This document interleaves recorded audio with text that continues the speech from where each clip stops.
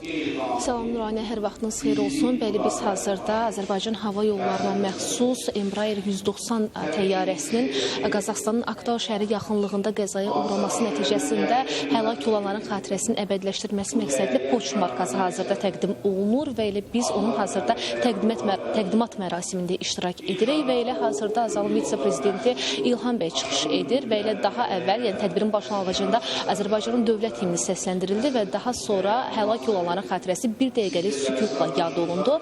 Bir daha xatırladım ki, bu,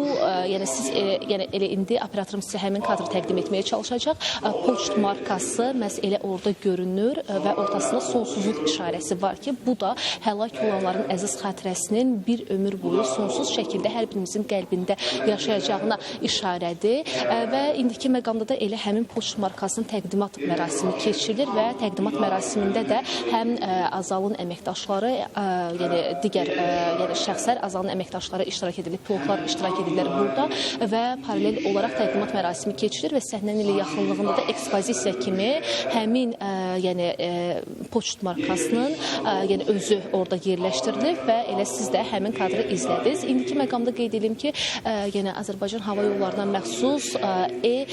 Embraer E190 tipli təyyarə Bakı-Qrozno reysini həyata keçirərkən Qazaxıstanın Aktau şəhəri yaxınlığında 3 kilometr yaxınlığında qəzaya uğrayıb. Xəzər dənizi üzərindən keçərkən sos siqnalı göndərib, amma buna baxmayaraq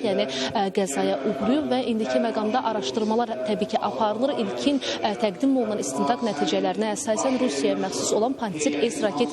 sistemi tərəfindən vurulub və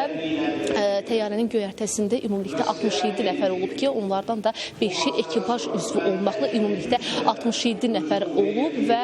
həmin həlak olan 5 ekipaj üzvünün 3-ü fəxri xiyabanda dəfn olunub, digər ikisi isə rəşadət ordeninə layiq görülüb. Təbii ki, böyük qəhrəmanlıq nümayiş etdiriblər həmin təyyarə qəzasında və bu baxımdan da onlar elə rəşadət ordeninə layiq görülüb, digərləri də milli qəhrəman adı verilib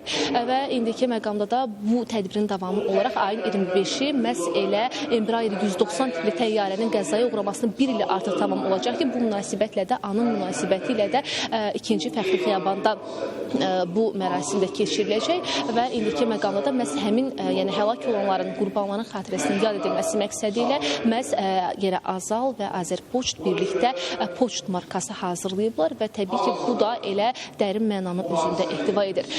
Hələlik tədbir davam edir və hazırda da elə çıxışlar davam edir və biz ən son informasiyaları diqqətinizə çatdırmağa çalışdıq. Söz yenidən sizdədir.